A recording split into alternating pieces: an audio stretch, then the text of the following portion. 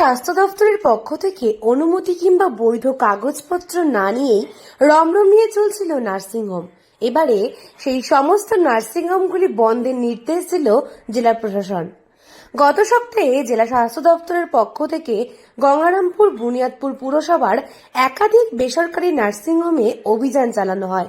অভিযোগ, পরিকাঠামোহীন ও লাইসেন্সের মেয়াদ পেরিয়ে গেলেও তা নবীকরণ না করিয়েই কাজ চালিয়ে যাচ্ছিল নার্সিংহোমগুলি। জেলা স্বাস্থ্য ভবনের সংশ্লিষ্ট বিভাগে বিষয়টি জানানো হলেও তা ধামাচাপা দিয়ে রাখার অভিযোগ উঠেছে। প্রসঙ্গত, প্রতিদিনই ব্যাঙের ছাতার মতন গঙ্গারামপুর, বংশীহারি সহ জেলার বিভিন্ন এলাকায় গজিয়ে উঠেছে বেসরকারি নার্সিংহোম। এই সমস্ত নার্সিংহোমগুলিতে রোগীদের চিকিৎসার জন্য সঠিক পরিকাঠামোর পাশাপাশি 24 ঘন্টা চিকিৎসকের সুবিধা পর্যন্ত নেই বললেই চলে। এরপরেও এই সমস্ত নার্সিংহোমগুলি রমরমিয়ে তাদের ব্যবসা চালিয়ে যাচ্ছে।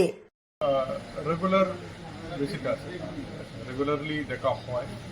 আমাদের সি লাইসেন্স থাকা দরকার আছে এবং অন্যান্য কাগজপত্র, যেটা কাগজপত্র শুধু নেই, অনেকটা নিয়ম মেনে, মানে যেমন অন্যান্য বিজনেস এস্টাবলিশমেন্ট যেভাবে করে নার্সিংহোমের ক্ষেত্রেও একটা নিয়ম আছে।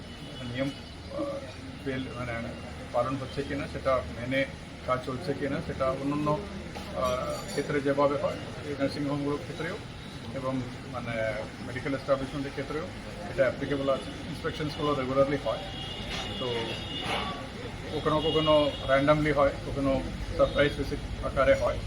তো বুনিয়াদপুরে যেটা বেরিয়েছে সেটা অ্যাকর্ডিংলি সিএমওএস ব্যবস্থা নিয়েছে। এ বিষয়ে জেলা মুখ্য স্বাস্থ্য আধিকারিক সুদীপ দাস জানান, গঙ্গারামপুর মহকুমার 3টি নার্সিংহোমের লাইসেন্সের মেয়াদ উত্তীর্ণ হয়ে গিয়েছিল। স্বাস্থ্য পরিষেবা দেওয়ার মতন পরিকাঠামো ছিল না। ওই 3টি নার্সিংহোম বন্ধ করার নির্দেশ দেওয়া হয়েছে। এছাড়াও গঙ্গারামপুরের একটি নার্সিংহোমকে শোকজ করা হয়েছে।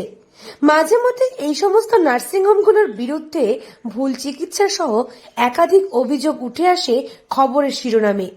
বেসরকারি মালিকাধীন এই নার্সিংহোমগুলির পরিকাঠামোগত সুযোগ সুবিধা এবং বৈধ কাগজপত্র আছে কিনা তা খতিয়ে দেখতেই জেলা প্রশাসনের তরফ থেকে মাঝে মধ্যেই এই ধরনের অভিযান করা হয়। সেই অভিযানের অঙ্গ হিসেবেই বুনিয়াদপুর ও গঙ্গারামপুরের কিছু নার্সিংহোমকে প্রথমে নোটিশ করা হয় এবং তারপরই সেগুলোকে বন্ধের নির্দেশ দেয় জেলা প্রশাসন।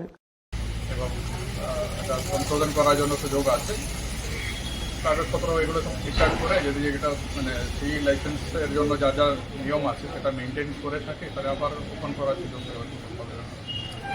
রেগুলারলি একটা টাইম টেবিল বানিয়ে পাঠানো। এবার অন্য কোথাও যদি কোনো কমপ্লেন থাকলে সেটা সারপ্রাইজ ভিজিট হবে, না হলে রেগুলারলি এটা রুটিন ভিজিটের মাধ্যমে হবে, কিন্তু সব জায়গাতে আমরা কভার করব।